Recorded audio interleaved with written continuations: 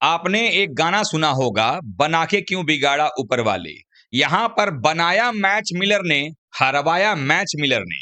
आखिरकार कैसे दिल्ली कैपिटल्स की टीम जीती जिताई बाजी अंतिम ओवर की अंतिम गेंद पर 1 रन से हार गई। जो मुकाबला दिल्ली कैपिटल्स बिल्कुल जीत चुकी थी, उसमें ऐसा कौन सा ट्विस्ट आया कि मिलर ने यह मुकाबला जीटी को तोहफे में थमा दिया।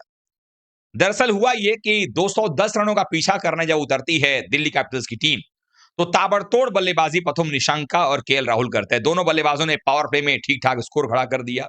और दोनों बल्लेबाज जब बल्लेबाजी कर रहे थे, जिस तरीके से उनकी बल्लेबाजी चल रही थी, पावर प्ले में दोनों ही ओपनर्स ने 6 ओवर में 63 रन जोड़ दिए थे। और जब पहला विकेट गिरा, उस समय स्कोर था दिल्ली कैपिटल्स का 76 रन 8 ओवर और 1 गेंद में। यानी कि बिल्कुल बड़े सधे हुए अंदाज में दिल्ली कैपिटल्स की टीम जो है अपने रन चेस की तरफ बढ़ रही थी। केएल राहुल एक तरफ जमे रहे। हालांकि राशिद खान ने आकर के 3 झटके दिए दिल्ली कैपिटल्स को। उसके बावजूद केएल राहुल गेम को लेकर आगे जा रहे थे डीप तक, ताकि वो मैच को फिनिश कर सके। हालांकि 52 गेंदों में 92 रन बना करके वो आउट हो गए। लेकिन जब केएल राहुल और मिलर की एक पार्टनरशिप चल रही थी, उसी बीच मिलर को चोट लगती है, वो मैदान से बाहर जाते हैं। उसके बाद जब फिर से विकेट गिरने का सिलसिला शुरू होता है, तो बल्लेबाजी करने के लिए वापस आते हैं डेविड मिलर। चूंकि ओपनर्स ने अच्छी शुरुआत दी थी, प्रथम निशंका ने 24 में 41 बनाए थे, केएल राहुल ने 52 में 92 बनाए। 20 गेंदों में मिलर ने 41 रन की पारी खेली। और मिलर जब बल्लेबाजी कर रहे थे, उनकी पारी में 3 चौका और 3 छक्का था। एक समय ऐसा था जब 12 गेंदों में 35 रनों की आवश्यकता थी। पहली गेंद पर पारी को 19वें ओवर की डेविड मिलर जो है वो उनको गेंदबाजी कर रहे होते हैं, सिराज वाइड होती है। अब 35 चाहिए होती है 12 में। उसके बाद उस ओवर में अगली गेंद पर छक्का लगाते हैं डेविड मिलर, फिर चौका लगाते हैं, फिर छक्का लगाते हैं, फिर उसके बाद सिंगल लेते हैं, फिर विपरीत भी एक चौका लगाकर सिंगल लेते हैं आखिरी बॉल पे। अब आखिरी ओवर में 13 रन चाहिए होता है। पहली बॉल पर विपरीत निगम प्रसिद्ध कृष्णा को चौका लगा देते हैं। अब 5 बॉल में 9 रन चाहिए होता है, लेकिन दूसरी गेंद पर विपरीत निगम आउट हो जाते हैं। अब यहां पर ऐसा था कि बचे हुए 4 गेंदों में 9 रन चाहिए था। तीसरी गेंद जब कुलदीप यादव फेस करते हैं, सिंगल लेकर के स्ट्राइक मिलर को देते हैं। यानी अब 3 बॉल में 8 रन चाहिए था, मिलर स्ट्राइक पर होते हैं। और उसके बाद जब गेंदबाजी करने आते हैं प्रसिद्ध कृष्णा, उस चौथी गेंद पर मिलर छक्का लगा देते हैं। अब 2 गेंदों में 2 रन चाहिए थी और यहीं पर ट्विस्ट होता है।